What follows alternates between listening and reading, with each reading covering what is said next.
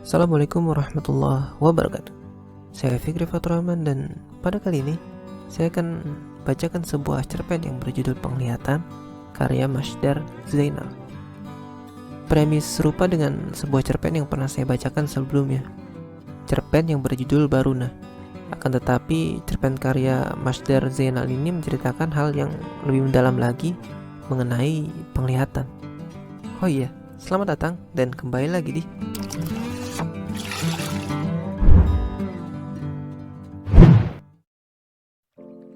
Aroma napas ibu berwarna seperti akar rumput yang baru dicabut dari tanah basah. Mirip aroma rempah yang segar. Ibu telah menjelaskan puluhan kali, bahkan mungkin ratusan kali, dengan napas aroma akar rumput basah yang sama, bahwa aku terlahir sempurna. Tubuh dan indraku utuh, tidak ada yang cuil atau rompal, tidak ada yang panjang sebelah ataupun kecil sebelah. Semua sempurna. Bahkan sepasang mata ini. Orang bilang aku buta, tapi ibu bilang aku hanya melihat dengan cara berbeda. Melihat dengan cara berbeda, itu saja. Anak-anak lain suka bertanya, apakah yang aku lihat hanya gelap? Gelap itu artinya berwarna hitam, tak ada cahaya. Kata mereka, gelap itu seperti kau memejamkan mata. Ketika kau memejamkan mata, maka kau tak akan dapat melihat. Seperti itulah aku, seperti itulah orang buta. Mungkin aku tak paham seperti yang mereka paham. Seperti apa warna gelap, seperti apa warna hitam. Ketika aku memejamkan mata, sama rasanya dengan ketika ibu matikan lampu saat aku disuruh berangkat tidur. Setelah terdengar bunyi klik, tanda lampu dimatikan, semua hanya menjadi sedikit berbeda. Seperti itulah gelap. Gelap hanya sedikit berbeda dengan tidak gelap. Barangkali gelap mereka memang berbeda dengan gelapku. Namun seperti mereka, aku pun masih bisa merasakan kehadiran cahaya. Aku masih bisa merasakan sesuatu yang disebut silau oleh mereka. Suatu pagi, ibu pernah membawaku ke taman dan menyuruhku mendongak. Sesuatu yang hangat yang bukan tangan ibu mulai merabah wajahku. Sesuatu yang megah dan seperti hendak memelukku. Aku nyaris terperenyak. Itu matahari sayang, cahayanya hangat dan agung, raja di siang hari, ucap ibu. Aku tahu, ibu juga mendongak. Aroma akar rumput basah itu menyebar ke langit. Beberapa titik jatuh ke wajahku. Pada malam yang dialiri angin lembut seperti satin, ibu juga membawaku ke halaman rumah. Ia juga menyuruhku mendongak. Tak ada usapan hangat, tapi aku merasakan sesuatu yang lembut mengaliri wajahku. Megah sekaligus ramah. Itu rembulan sayang, cahayanya anggun dan redup. Ratu di malam hari, telisik ibu. Angin satin itu membawa aroma akar rumput basah milik ibu kemana-mana. Sejak ibu mengenalkanku pada matahari dan rembulan, aku lupa kapan, tapi itu sudah lama sekali. Aku telah bisa membedakan gelap dan terang dengan sangat gamblang. Gelap adalah ketika kau sendiri, dan terang adalah ketika sesuatu yang megah membersamaimu.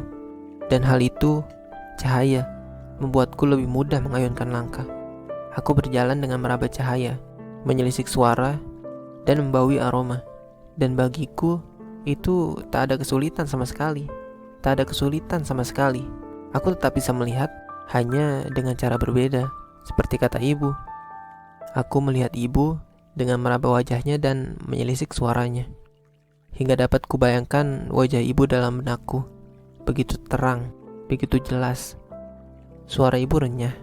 Renyah itu seperti ketika kau makan kerupuk yang baru diambil dalam toples. Renyah itu tegas tapi lembut, mirip suara krap. Seperti itulah suara ibu. Ibu adalah satu-satunya kawan dekatku yang paling dekat. Setelah ibu, baru ada Lukas dan Elias yang sudi berkawan denganku. Yang lain juga berkawan, tapi tidak terlalu dekat. Dekat artinya mereka sering meluangkan waktu bersamaku dan suka mengajakku bercakap-cakap. Ibu, Lukas, dan Elias suka melakukan itu. Sebab itu aku berjanji pada diriku bahwa Lukas dan Elias akan tetap jadi kawanku sampai kapanpun. Tapi Lukas dan Elias punya kebiasaan buruk. Mereka suka datang mengendap-endap. Padahal ibu tak pernah marahi mereka, tapi mereka tetap saja suka datang mengendap-endap. Ketika ibu tengah sibuk dengan pekerjaan di dalam rumah, biasanya Lukas dan Elias muncul dan mengajakku bermain di halaman rumah. Di sana ada 2 ayunan. Aku duduk di ayunan yang satu, sedangkan Lukas dan Elias duduk di ayunan yang lain. Mereka bilang, di halaman rumahku ada bunga. Ibuku memang suka sekali dengan bunga.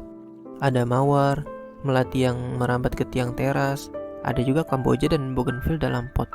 Lukas dan Elias menjelaskan bahwa bunga-bunga itu bermacam-macam warnanya. Ada banyak warnanya. Mawar itu merah, melati itu putih, kamboja itu merah muda, bougainville putih dan merah muda. Tapi merah mudanya berbeda dengan merah muda Kamboja, ujar Lukas. Kalau daunnya hampir semua berwarna hijau, Elias turut menjelaskan. Aku hanya bisa berterima kasih dan lalu tersenyum, melebarkan sudut bibir ke kiri dan ke kanan. Kata ibu, begitulah cara orang tersenyum. Aku bisa membayangkan dengan mudah seperti apa bentuk mawar, melati, kamboja, dan bougainville, meski aku tak begitu paham dengan warna-warna mereka. Ibu, Lukas, dan Elias mengamati warna dengan mata kasat mereka, sedangkan aku mengamati warna dengan caraku sendiri. Merah seperti aroma garam dan karat, seperti aroma darah. Kata ibu, darah berwarna merah. Meski aku tahu mawar punya aroma yang khas, orang-orang menyebutnya harum, tapi bagiku mawar seperti garam dan karat. Dan mawar berduri. Jariku pernah tertusuk duri bunga itu, mengeluarkan darah. Darah yang beraroma seperti garam dan karat. Garam dan karat. Adapun warna melati seperti rasa pahit dan sepat. Warna kamboja seperti serbuk minuman yang dituang ke dalam gelas. Warna bougainville seperti sobekan kertas. Dan warna daun-daun seperti puding cincau yang mendidih dalam panci.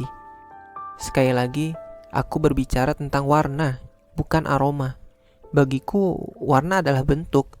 Merah adalah bentuk. Putih adalah bentuk. Merah muda dan hijau juga sebuah bentuk.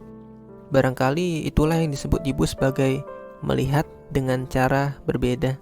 Melihat dengan cara berbeda. Suatu malam, di usiaku yang ke-12, kami duduk mengitari meja makan. Aku dan ibu duduk bersebelahan. Ayah duduk di seberang.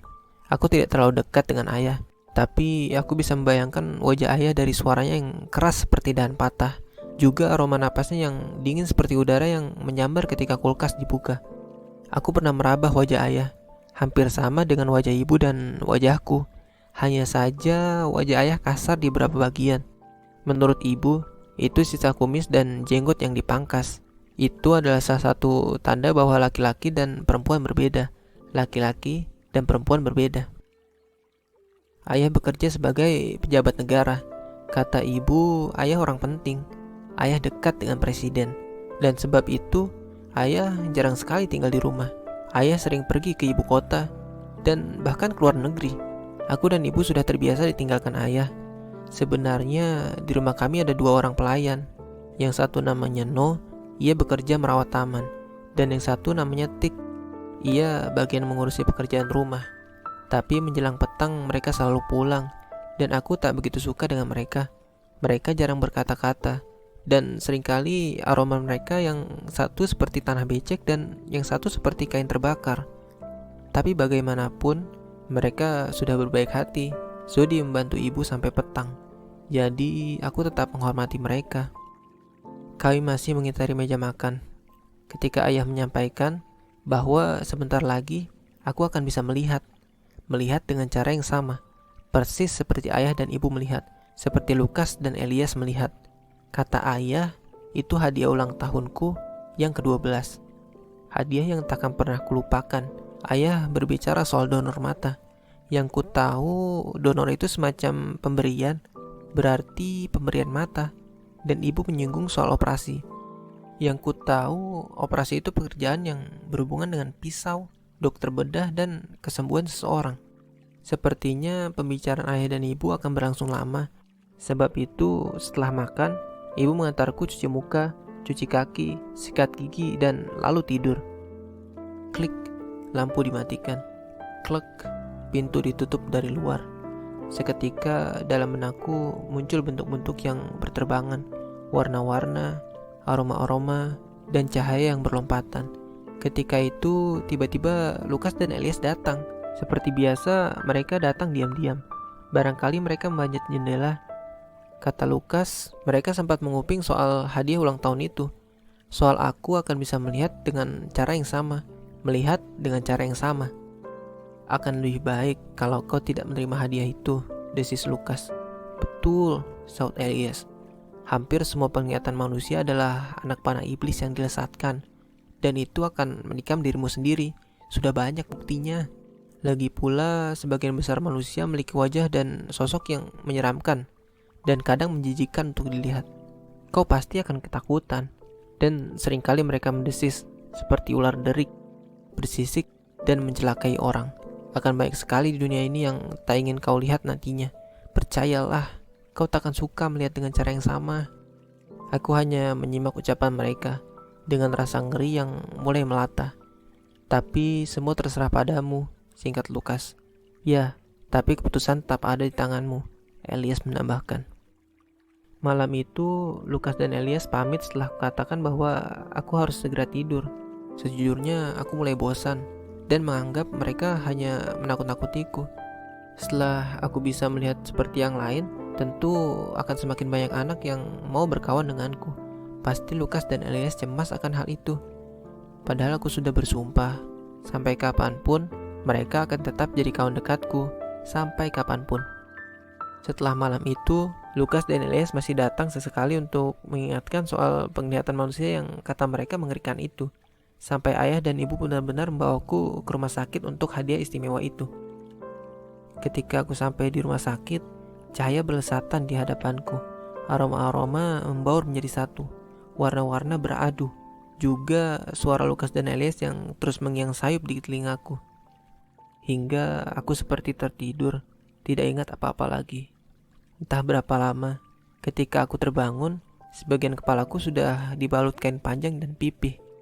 Setelah berapa hari ketika kain itu dibuka, perlahan mataku segera mengerjap. Cahaya mendekap tubuhku, seperti kain raksasa yang meringkusku. Dan semua menjadi begitu berbeda. Ibu bertanya, apakah kau bisa melihat? Apakah kau merasa silau? Aku hanya tersenyum lebar. Ibu menciumku. Wajah ibu persis seperti yang kubayangkan selama ini. Persis. Namun aroma akar rumput basah itu lenyap entah kemana. Dan aku merasa sangat girang bisa melihat begitu banyak binatang berkeliaran, berbaur dengan manusia. Aku tahu itu binatang karena mereka memiliki moncong, semacam bibir yang menjorok ke depan. Ibu pernah bercerita bahwa salah satu perbedaan fisik antara manusia dan binatang adalah pada moncongnya. Bahkan bebek dan ikan lele sekalipun memiliki moncong. Sungguh, aku merasa takjub dengan dunia baruku. Aku tidak sabar untuk mengucapkan terima kasih pada ayah yang telah menghadiahiku sebuah penglihatan, sebuah dunia baru. Aku dan ibu telah menunggu ayah di depan pintu. Setelah beberapa hari, ayah pergi keluar kota seperti biasanya. Ketika ayah keluar dari mobil, aku baru tahu bahwa ayah juga memiliki moncong. Ayah juga memiliki moncong. Tiba-tiba aku teringat kata Lukas dan Elias. Namun entah mengapa, semenjak aku memiliki penglihatan yang sama, Lukas dan Elias tak pernah muncul lagi. Mereka menghilang. Ketika aku bertanya pada ibu pelihara Lukas dan Elias, ibu menjawab enteng. Kata ibu, Lukas dan Elias hanya sepasang anjing kembar milik tetangga sebelah.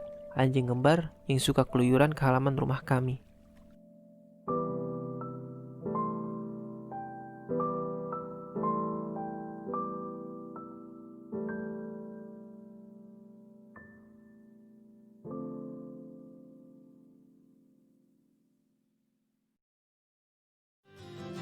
Terima kasih telah menyaksikan video ini.